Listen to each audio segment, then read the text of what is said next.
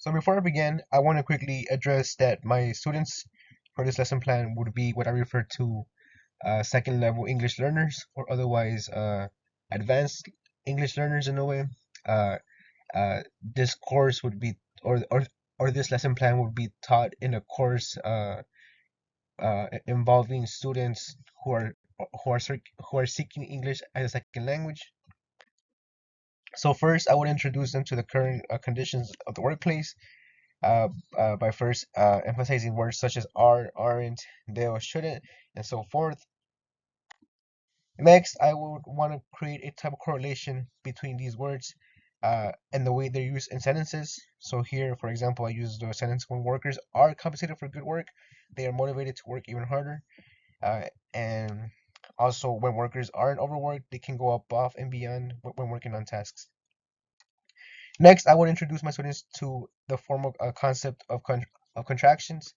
So as we know in the English language, contractions are when we comprise or shorten two or more words in order to create a brand new word.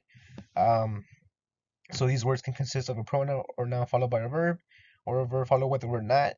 So I would follow up with examples of how they would use these contractions, or not just so much use them, but how to create them, and really more of the context in which they could be used in. Following this, I would start my first activity. I would give them a list as shown below um, of words that are not contractions yet, and then I would have them kind of test the waters and have them create contractions from these words. Obviously, right now the goal isn't for them to get it right; it's more for them to get a feel of it. It's for them to try to understand and try to analyze these words to then create contractions.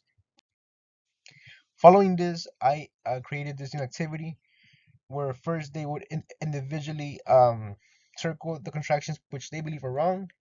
Once again, I'm not gonna have any input on it. I'm gonna just give them the words and have them figure it out for themselves. Obviously, the purpose of this once again is not for them to get it right, but rather for them to use reasoning and logic to try to come up with their own answers. After this activity, I would have them quickly get into groups of three to discuss their findings and kind of explain to each other why it is that they chose what they chose. Next, I would give them these situational context-based sentences where they would have to fill in the blank to the best of their ability, trying to get them to implement these contractions into sentences. Obviously, since these would be kind of advanced learners, I made the words on the right-hand side all capitalized for the purpose of I don't want them to associate a capitalized letter to the start of a sentence. So with that being said, I wanted them I want them to analyze the contractions and use them in the correct context. So following this, I would use the first structured output activity. So in groups of three, I would have them create four sentences, two which would contain the word would, and two which would contain the word wouldn't. For them to describe what would be things that they would and wouldn't do to create a decent work environment in economic growth. Following these sentences, I would have them present it to the class, uh, and, and for then the class to A, determine whether or not the contractions used were, were used correctly, and B, whether or not the ideas they presented are sensible.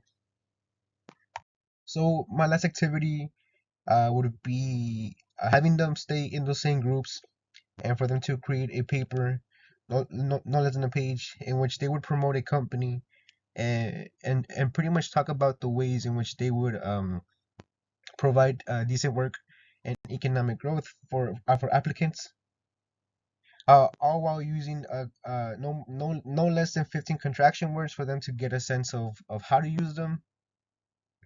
Ultimately, the goal here now is for them to implement what they've learned throughout this activity and for them to use it in a meaningful way. The goal here now is for them to yes create new ideas and for them to also know how to use these contractions, but for them to also gain insight and understanding into this problem and possibly try to push it forward. So I believe this lesson plan tackles those issues and will really be open for students who want to learn more and really seek out new ideas and seek out solutions for what we have going on right now with the work environment.